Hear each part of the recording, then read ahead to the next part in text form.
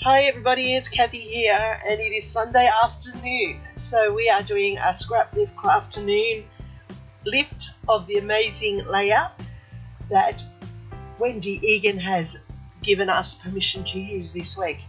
So the tribe and I are going to lift this layout, and I'm sure that the others are going to have some amazing things for you to see, and I suggest that you use the playlist down below to go and check them all out.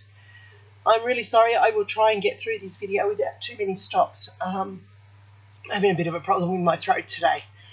So I have cut out a 1-inch frame to go around outside, and I'm using the inner as my smaller triangle you will find on this layout.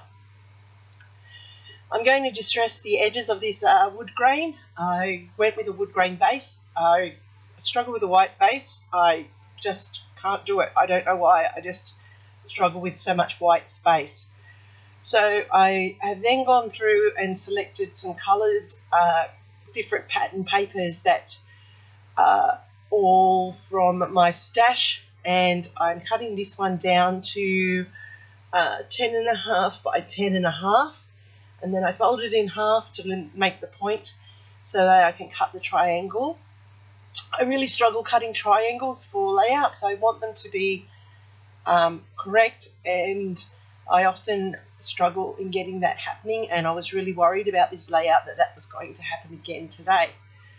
So this one here I now drop down to 9.5 by 9.5. Once again folded, put a mark in the center and cut the triangle, and this one is down to 8.5 by 8.5. So I have my 3 separate triangles just as Wendy has on her amazing layout. Now, I noticed that she had strips under each of her triangles, and so this is where those branding strips come into play, and I'm just going to edge each of the triangles with my scorched timber. I really do like this ink. It's a great smoky effect on the edges of your papers, and it just lifts them up off that background and gives them a little bit of definition, I think. Remember, this is my personal opinion and this is how I like it. You may like it just sitting flat on the layout, and that's great as well. We all do what we like when we're doing our layouts. So I'm going to put this down onto my frame because I like to have a frame around the outside of my layouts. It just feels finished for me. So I am not doing it as I normally do. Normally I only do one at a time, but this is pretty flat and it's quite solid, so I'm able to lay it without too much ripple in it. I'm going to put down my first one. Now, the adhesives today are struggling because here in Sydney it's very muggy and very hot, and when it's like that, all of the adhesives struggle. Now, as I said, I noticed that she has got some strips at the bottom of her triangles, so I'm just going through my collection of branding strips to ferret out a few that match the colours of the papers I've chosen. This is why I keep all my branding strips, because they come in handy for things like this. And you'll see that I pull out quite a few, and I'm going to choose the ones most relevant for what I need for this layout.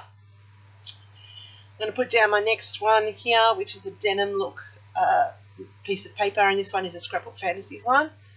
The one at the bottom is a pink fresh piece of paper.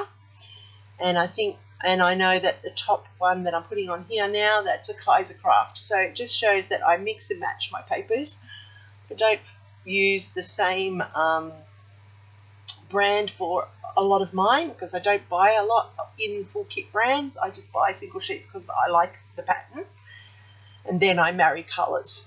So I'm just cutting down those strips, and as you can see, that was the branding strip from one of the Crafts. And I'm going to add this one here that's got the teal in it, that picks up the teal from the bottom paper, and I'm going to put that at the bottom of that triangle. And I notice that it looks a little bit wonky there, so I do go and fix that up. And then I struggle with the one at the bottom, and so I need to look for another one. I don't like the ones that I've pulled, so I go back to my strips and I look for one that will pick up the colours of my photo, and that's when I realise that that one's not actually straight, so I go back and fix it up. And it's still a little bit not right. I've got to fix there. And I think what's going is, like I said, it's the pattern of the dots in the denim that's throwing me there. So I've put my photo there so I can actually find a strip that I think is going to better marry with the colours in the photo. The sky, I could possibly use that one because it's got the wave effect in it. But then I go through and I contemplate a film strip one, but I find this one, and I think that when you look at it, it actually looks better and marries nicer with the whole overall effect of this layout. So there I have my 3 triangle strips in, and they've all come from my branding strips that I've kept. I have a whole heap of them, and they do come into play, which is very useful. So I have this strip here that's got these beautiful orange flowers on it, and what I'm going to do is I'm going to trim it down, and you'll watch. I trim this down, and you see that I line it up, and I use my cutter, and it's all straight, yet when I go and put the photo down, it's not straight. So that's a thing with whiskers. I'm finding that the plates warp, and when I use the cutter, it sometimes requires extra cutting. So that's why I sometimes cut my mats bigger, because I know that there is a warp in it, and I need to actually compensate for it. So I've trimmed that photo down just a little bit because it was a little bit too large. I took off a 1/4 of an inch both sides and 1/4 of an inch at the bottom. I'm now just trimming this up with the photo in line so that it is now straight, and you can see that that's made a big difference. Now that I've done that, I'm going to use this frame, and who knew that I had some 49 and market frames, because I didn't, but I was going through my stash and I found some, and they were the right colours, so I'm just tucking those in behind there to add an extra framing behind my photo. So I'm trying to keep very, very true to Wendy's layout, but I am varying a little bit in the fact that my photo is so big. But that's okay. That's the whole idea about scrap lifting. You take elements that you find relevant for you and you build on them and create from there. So I've just gone shopping once again through my ephemera and looked for things that would complement the colour scheme. I've got the title there, say Keep Going Sunshine, and I've picked out this word you are, and I have this washi tape that says on it you are awesome. So what I'm going to do is I'm going to trim that down and put that in there as well. This is my daughter. We're at Stanmore Park Beach here. She struggles in confidence. She's absolutely stunning, but she struggles so much in confidence.